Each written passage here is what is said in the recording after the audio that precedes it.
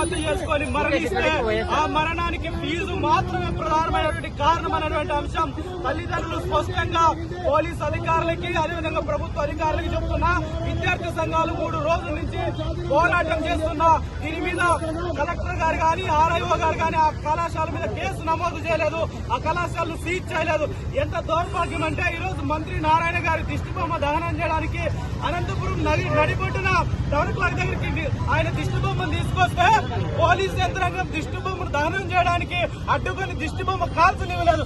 కానీ ఒకవైపు నారాయణ కళాశాలలో విద్యార్థి ప్రాణం కోల్పోతే ఆ ప్రాణానికి సంబంధించిన కేసు నమోదు చేయలేదు.